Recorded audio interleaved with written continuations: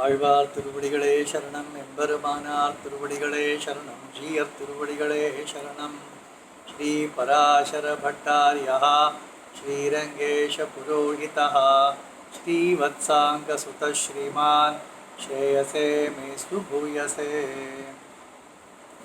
श्लोक संख्या 39। यहाँ पर आचार्य श्री रंगनायकी के शरण जाते हैं, उनके श्री चरणों में दंडवत प्रणाम करते हैं। सुरभित निगमान्तं वन्दिष्येन्दिरायाः तव कमलपलाशप्रक्रियं पादुयुग्मं वहति यदुपमर्दैः यैजयन्ती हिमाम्बः स्तुतिभिरिव न्यवत्वं कान्तबाहान्तराले। वन्दिष्ये इंदिरायाः, हे श्री रंगनायिका, आप धन को प्रदान करने वाले, आपके श्री चरणों में दंडवत प्रणाम कर रहा हूँ। आपके चरण कैसे हैं? सुरभित निगमांतम,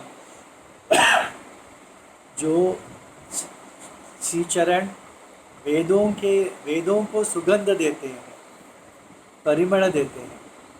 इसका अर्थ है जो वेदों में वेद प्रतिपाद्य है, कहा ही तो है, रंगनायकी का ही वेद गुणगान करता है, भगवान का करता है।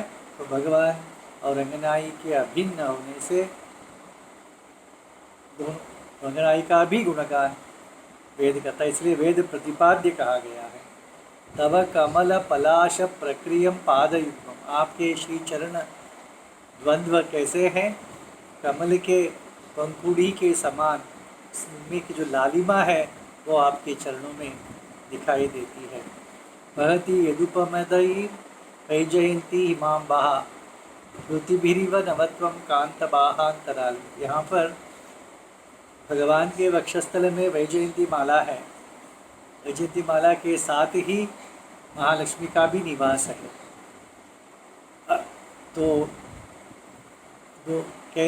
महालक्ष्मी जी के निवास के कारण वो वैजयंती माला सदा बहार रहता है, वो कभी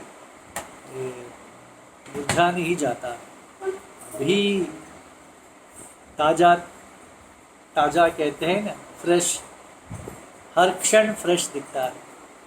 क्यों? उस वक्षस्थल पर महालक्ष्मी जी है, इसीलिए वनमाला भी, वैजयंती भी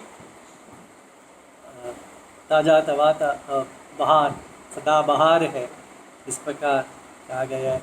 महालक्ष्मी जी के सौकुमार्य और नित्य योग भगवान के वक्षस्थल में नित्य अनपायिनी बनकर हमारे लिए, हमारे पर कृपा करने के लिए ऊंचे स्थान पर रहने से सबको हम देख सकते हैं। एक पर्वत पर चढ़ जाएंगे तो सबको हम देख सकते हैं। इसी प्रकार स्काई स्क्रैपर में 30वां मंजिले में जाकर आप रहेंगे तो वहाँ से पूर्ण दिखाएगा। इसी प्रकार भगवान के ऊपर के भाग में वक्षस्थल पर महालक्ष्मी विराजमान है, तो उनके साथ ताकि सभी जीवों को उनका कृपा का वर्षा हो सके। श्लोक संख्या 40। त्वत्स्वीकार कलावलेपकलुषा राज्ञां दृशो दुर्वचाः नित्यं त्वन्मधुपानमत्त मधुप श्रीनिर्भराभ्यां पतिं दृग्भ्यामेव हि पुण्डरीकनयनं वेदो विदामासते साक्षाल्लक्ष्मी तवावलोकविभवः काक्वा कया वर्ण्यते। इस श्लोक में महालक्ष्मी जी के, रंगनायकी के पुनः नेत्रों का, कृपा कटाक्ष का वर्णन किया गया है।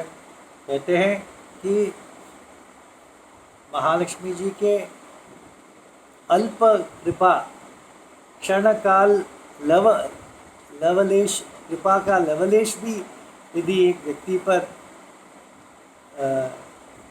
हो जाए तो वह ब्रह्मा से लेकर पृथ्वी का राजा तक बन जाता है, कहा है कि नहीं, ज़्यादा। तो इस प्रकार तारतम्य है। तो इन राजाओं की कृपा का ही हम, या उनके आंखों के कटाक्ष का ही हम वर्णन नहीं कर सकते। तो जिनके कटाक्ष के लवलेश पाकर ये राजा इतने हैं, ऐसे अवस्था में है कि उनकी तरफ भी हम देख नहीं सकते, उनकी कृपा का कटाक्ष का भी हम वर्णन नहीं कर सकते। तो महालक्ष्मी जी का, उनका जो स्रोत है, उनका कैसे वर्णन कर सकते। तो ये राजाओं को छोड़ो, ये ब्रह्मा जी आदि लोगों को छोड़ो, परंतु नित्यम त्वं मधुपान मत्थ मधुपा, आप मधु है और भगवान क्या है, मधुप है। मधुप में मधुव्रत है, मधु भ्रमर, भ्रमर मधु का पान करता है।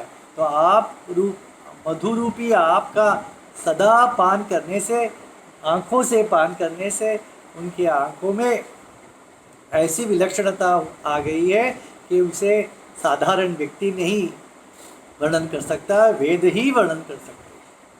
वेद भी पूरी तरह वर्णन नहीं कर पाया है। तस्य यथा कप्यासम पुंडरीकम अक्षिणी अंतरिक्षमेव अक्षिणी, कैसे कमल के समान नयन है, इतना ही कहकर वो विराम ले लिया वेद ने। ऐसे भगवान हो या अल्प राजा से ब्रह्मा जी तक हो, कि इनका तो वर्णन नहीं कर सकते हैं, तो आपके नयनों का, आपकी कृपा कटाक्ष का कौन वर्णन कर सकता है। साक्षाल लक्ष्मी है आप, तवावलोक विभव काक्वा कया वर्ण्यते, कौन कैसे वर्णन कर सकता है भगवान का, तो वेद ही कर सकता है। क्योंकि आपको देख देख कर भगवान के आँखों के विलक्षणता इतनी बड़ी है कि साधारण व्यक्ति इनका स्तुति नहीं कर सकता है। तो इस प्रकार आपके नयनों का विलक्षणता का, वैभव का वर्णन कौन कर सकता है, ऐसे कहते हैं। श्रीमते रामानुजाय नमः।